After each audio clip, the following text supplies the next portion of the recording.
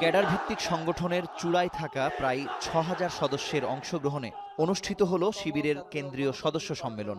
সকালে রাজধানীর চিন্মৈত্রী সম্মেলন কেন্দ্রে জুলাই বিপ্লবে জীবন দেয়া মুনতাসিরের পিতা সম্মেলনের আনুষ্ঠানিক উদ্বোধন ঘোষণা করেন। আমার সন্তানের মতো হাজার হাজার সন্তান এই বাংলার মাটিকে রক্তে রঞ্জিত করে এই মাটিকে উর্বর করেছে। এরপর মঞ্চে আসেন ওসমান হাদির বড় ভাই। নিজের জীবনের শঙ্কা প্রকাশ করে সবার উদ্দেশ্যে প্রশ্ন ছুঁড়ে দেন, হাদির খুনি ভারতে আশ্রয় পেলে বাংলাদেশের স্বাধীনতা সার্বভৌমত্ব কোথায়? আগামীর বাংলাদেশ কিভাবে নির্মাণ হবে সেই সিদ্ধান্ত আপনাদেরকে নিতেই হবে।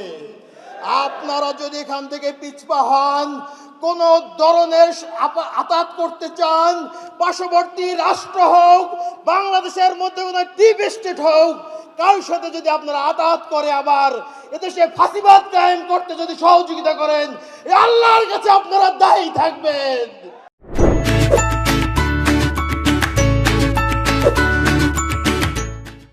সম্মেলনে অংশ নেন বিভিন্ন দেশের ইসলামী সংগঠনের শীর্ষ নেতৃবৃন্দ এবং কয়েকটি রাজনৈতিক দলের নেতা। জাতীয় গণতান্ত্রিক পার্টির প্রধান জানান, জুলাইয়ের সফল বিপ্লবে সবচেয়ে বড় ভূমিকা ছিল ছাত্র শিবিরের। ভারতীয় আধিপত্যবাদ চলবে না।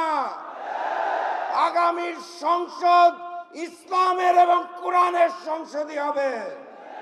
এর জন্য যদি আবু সাঈদের মতো রক্ত দিতে হয়, আমরা সবাই রক্ত দেব। জামায়াতের আমির বলেন, কাঁধে অসংখ্য শহীদের চাপ ও মানুষের সীমাহীন প্রত্যাশা শিবিরকেই পূরণ করতে হবে আগামীতে। কোরআন সুন্নাহকে বাদ দিয়ে দুনিয়ায় কোথাও ইনসাফ কোনো কালে কায়েম হয়নি, হওয়ার কোনো সম্ভাবনা নেই। এই ব্যাপারে আমরা খুবই ডেসপারেট। যারাই আমাদের সাথে আসবেন তাদের প্রতি আমাদের বার্তা স্পষ্ট। আপনি দুর্নীতি করতে পারবেন না, আর কোনো দুর্নীতিবাজকে আপনি প্রশ্রয় দেবেন না।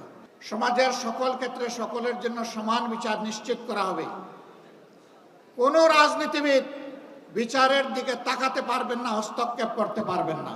সকল জঞ্জালের কবর রচনা করার জন্য জনগণ যে সংস্কারের দিকে তাকিয়ে আছে, সেই সংস্কারের সমস্ত সুপারিশমালাকে বাস্তবায়ন করার প্রতিশ্রুতি দিতে হবে। অন্তর্বর্তী সরকারকে হুঁশিয়ারি দিয়ে শিবিরের সদ্য বিদায়ী সভাপতি সমাপনী বক্তব্যে বলেন, শহীদদের রক্তের সঙ্গে গাদ্দারি করলে সরকারকে টেনে নামানো হবে।